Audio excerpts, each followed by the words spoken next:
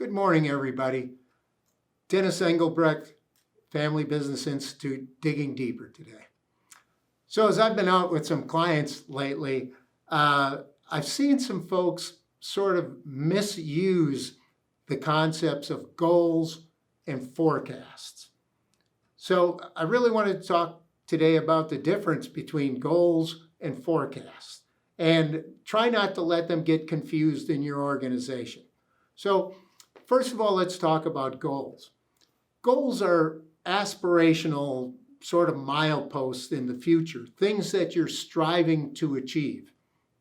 Where I think some folks get confused is they want goals to be too detailed, too specific, but really they're not meant to be. They're meant to be aspirational. They're meant to stretch you to someplace you aren't today. It's more establishing a trajectory than the specific result when you get there. Goals are meant to bring motivation and maybe purpose to your daily efforts because you never achieve a goal in one big leap, right? It takes daily effort to get there. So goals are meant to be out there to help you create that motivation and purpose and again, kind of stay on that trajectory. Goals are also measuring sticks for when you do get to that point in the future, you can look back and say, did I accomplish something? And if not, why not? And if so, celebrate and maybe you set the next goals going forward. So it's a good way to evaluate efforts and performance. Goals are not intended to be precise or accurate. Now, I'm in pursuit now as I sort of reach my retirement phase to win a national championship in my age group in tennis next year.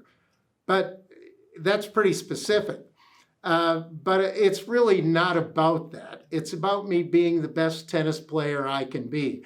And, if I make a couple of finals or I make a national team or I get ranked a certain place, I'll definitely view that as a success. But my message here is goals don't have to be specific. They don't have to be precise or accurate. They're not intended to be precise or accurate. Goals also should be worthy, right? There should be some value in the achievement or the process of getting there. All right, now let's talk about forecasts. Forecasts are very important in construction, but they're different. Forecasts should be your best guess as to what will happen in the future, based on all the knowledge, data, and facts that you have at your disposal. These, unlike goals, you want to be precise and accurate. Now, having said that, they don't need to be to the penny or anything like that. That's not what's important when I talk about precision and accuracy. But if you're doing a manpower forecast, you want it to be as accurate as possible so you don't have to end up moving folks around at the last minute or last minute hiring or anything like that. If you're doing a cash flow forecast, the objective is to know what your cash flow needs are going to be at a certain point in the future so that you can make decisions today to be there. If you're forecasting your revenue out into the future so you know whether or not you need to grow your organization or shrink your organization or stay the same, you want that to be as accurate as possible. Now, the further you go out with a forecast, obviously the less accurate it's going to be. But it is still about accuracy. Think about what you do on a monthly basis. Most of you have a cost to complete forecast for each of your jobs.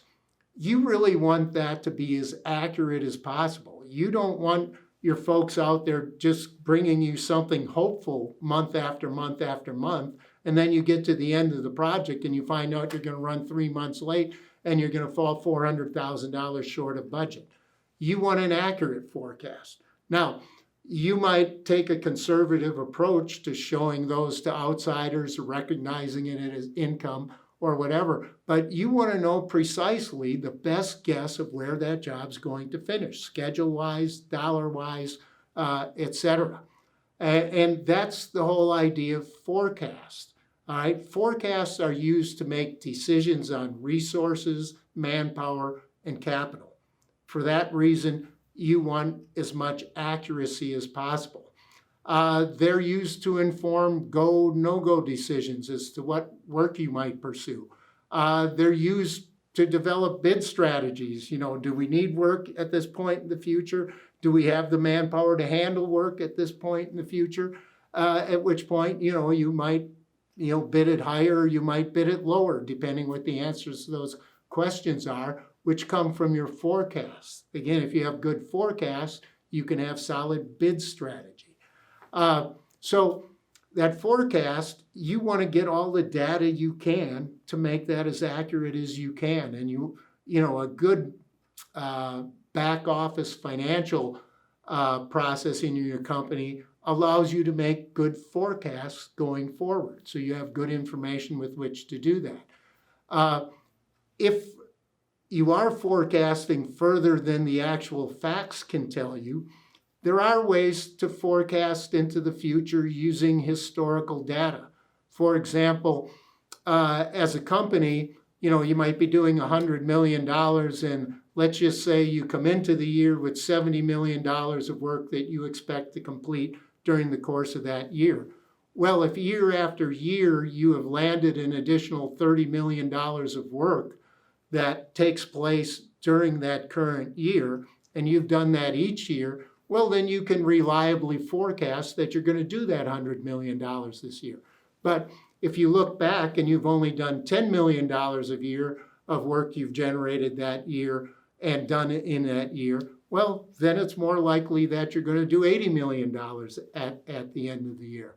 So the same thing, you may have a pipeline of work out there and you don't know exactly when something's going to fall or how much of it's going to fall. But typically, if you've been able to convert 25% of your pipeline to work within the next year, well, you have a historical information with which to, again, form that forecast.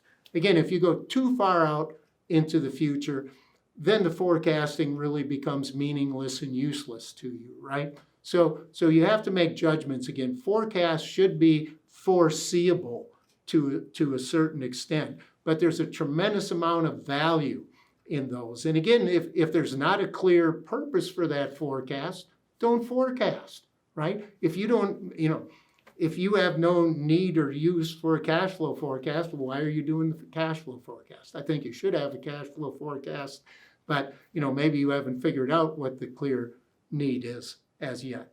But anyway, there should be a clear forecast, a clear purpose for any forecasting that you're doing.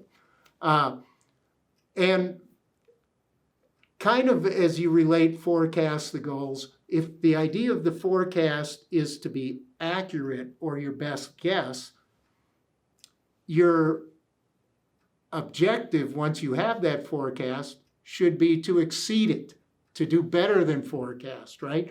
Now, that comes back to the goals, right? So forecast is intended to be accurate.